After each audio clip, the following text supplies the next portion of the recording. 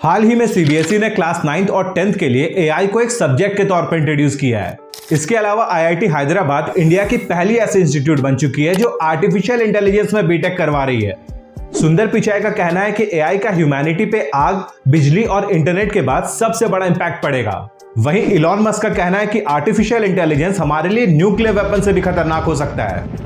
India AI का third largest market बन चुका है और अब तो प्राइम मिनिस्टर नरेंद्र मोदी ने भी एआई को ग्रेटेस्ट टूल फॉर डेवलपमेंट कहा है। एआई 21वीं सदी में विकास का सबसे बड़ा टूल बन सकता है।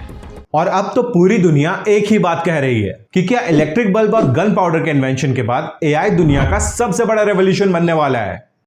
आप में से कई लोग ये कहेंगे कि इंडिया में तो कोई भी ऐसी कंपनी नहीं है जो पूरी तरह से एआई का काम करती हो, तो हम इन्वेस्ट किस में करें। इंडिया में भले ही कोई फुल फ्लेश्ड एआई कंपनी ना हो, लेकिन बहुत सी ऐसी कंपनीज है जो सॉफ्टवेयर के साथ साथ एआई का भी काम करती हैं। तो आपको सिर्फ वैसी कंपनीज चूज करना है जिसका एक अच्छा परसेंटेज ऑफ रेवेन्यू एआई से आता हो। बाकी सारा काम मार्केट ट्रेंड और सेंटिमेंट खुद ही कर देगा। और मैं ये बात दावे से कह सकता हूं कि अगला बुल रन एक एआई लेड बुल रन होगा।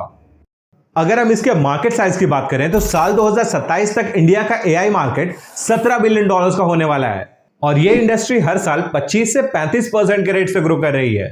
लेकिन अगर हम ग्राउंड रियलिटी देखें तो इस तरह की न्यूएस्ट टेक्नोलॉजीज अपने एस्टिमेट से भी तेज ग्रो करती है। आपने रिसेंटली सुना होगा कि यूरोप और कनाडा ने अपना इंटरेस्ट रेट कम कर दिया है और अब कई कंट्रीज अपना रेट कट करना शुरू कर देंगी। अब इससे होगा क्या? देखिए, जब इंटरेस्ट रेट कम होता है तो लोग ज्यादा लोन लेते हैं और जब लोगों के हाथ में पैसा आता है तो चीजों की डिमांड बढ़नी शुरू हो जाती है। और हिस्टोरिकली देखा गया है कि जब भी इंटरेस्ट रेट कट होता है इसका सबसे बड़ा फायदा इंडिया के टेक्नोलॉजी सेक्टर को होता है, क्योंकि इंडिया पूरी दुनिया में टेक्नोलॉजी का सबसे बड़ा एक्सपोर्टर है। रिसेंटली गवर्नमेंट ने इंडिया में एआई के डेवलपमेंट के लिए 10,372 करोड़ से एलोकेट किया है। इसके अलावा नेशनल एआई मिशन के तहत गवर्नमेंट 10,000 ग्राफिक प्रोसेसिंग यूनिट बनवाना चाहती है और उसके लिए जितना भी खर्च होगा उसका 50% फंडिंग खुद गवर्नमेंट करेगी। आगे बढ़ने से पहले मैं आपको एक चीज बता दूं, इस वीडियो में मैंने जितने भी स्टॉक्स के नाम लिए हैं ये मेरी अपनी रिसर्च है, ये किसी भी तरीके की कोई रिकमेंडेशन नहीं है। तो किसी भी स्टॉक में इन्वेस्ट करने से पहले अपने फाइनेंशियल एडवाइजर की सलाह जरूर लें। इस लिस्ट का सबसे पहला स्टॉक है हैप्पीएस्ट माइंड टेक्नोलॉजीज। इस कंपनी का सबसे बड़ा फोकस जनरेटिव एआई में है, जहां ये company content generation, contextual chatbots, learning simulator और सेंटिमेंट एनालिसिस का काम करती है। इस कंपनी का सबसे बड़ा एडवांटेज है इसका स्ट्रॉन्ग मैनेजमेंट। इनके चेयरमैन अशोक सूता के पास आईटी इंडस्ट्री में 30 साल से ज्यादा का एक्सपीरियंस है। जहां इन्होंने 15 साल विप्रो में काम किया, उसके बाद ये माइंड ट्री के को फाउंडर बने और साल 2011 में इन्होंने हैप्पीएस्ट माइंड की शुरुआत की। इसके अलावा इनके जनरेटिव एआई के सीईओ श्रीधर मंथार को AI leader of the year 2023 का भी अवार्ड मिल चुका है। कई लोगों के पास ये स्टॉक पहले से ही था और वो परेशान है कि उनके लेने के बाद ये स्टॉक इतना गिर क्यों रहा है। मैं इसकी पूरी स्टोरी आपको समझाता हूं, ध्यान से समझिए। सितंबर 2020 में जब इस स्टॉक का आईपीओ आया तो इसका प्राइस 165 का था। अब लोगों ने सोचा कि अशोक सूता इसे अगला विप्रो और माइंडट्री तो बना ही देंगे, तो लोगों ने इस पे जम के अप्लाई किया। इतना अप्लाई किया कि ये स्टॉक 151 टाइम्स ओवर सब्सक्राइब्ड हो गया, यानी इसके एक लॉट स्टॉक लेने के लिए 151 लोग थे और 165 रुपए का ये शेयर 350 में लिस्ट हुआ। और मौका देखकर इसमें एफआईआई और डीआई भी घुस गए, क्योंकि उन्हें पता था कि रिटेल इन्वेस्टर का सेंटिमेंट अभी बहुत हाई है और वो इस शेयर को 350 रुपए से 1580 रुपए तक ले जाते हैं। और फिर क्या था, धीरे धीरे इंस्टीट्यूशंस ने अपने सारे शेयर्स मार्केट में डंप करना शुरू कर दिए, जिसके वजह से ये शेयर 50% तक गिर गया था। इस स्टॉक में फंडामेंटली कोई प्रॉब्लम नहीं है, अगर प्रॉब्लम है तो वो उसके हाई वैल्यूएशन में है। इस स्टॉक का पी रेशियो अभी 58 का चल रहा है और इसके इंडस्ट्री का पी 30 का। इसका मतलब है कि इतना गिरने के बाद भी अभी भी ये स्टॉक ओवर वैल्यूड है। तो आप सोचिए कि जितने भी लोगों ने स्टॉक को 1200 या 1300 के लेवल में खरीदा था, वो लोग कितनी बड़ी गलती करके बैठे थे, क्योंकि एक वक्त था जब इस स्टॉक का पी 144 तक पहुंच गया था।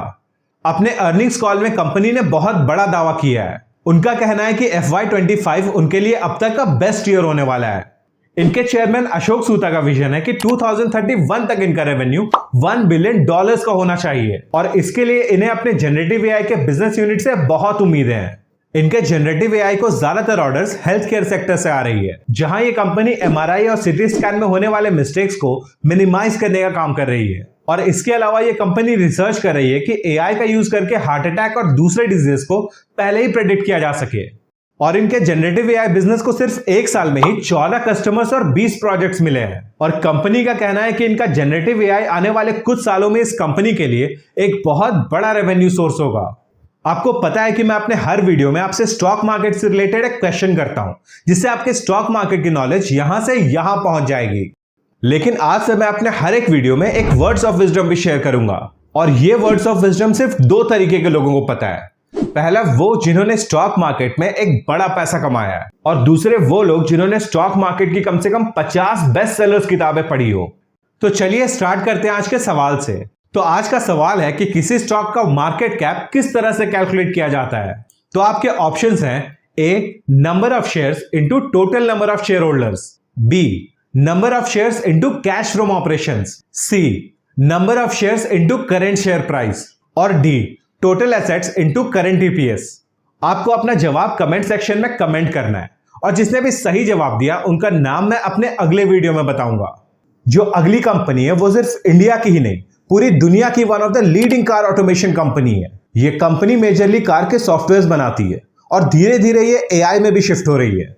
आपने देखा होगा आजकल गाड़ियों में कई सारे फीचर्स आ गए हैं, जैसे connected car, drivers assistant system, self driving, और इसके अलावा कई सारे फीचर्स, और ये कंपनी इन्हीं चीजों में काम करती है।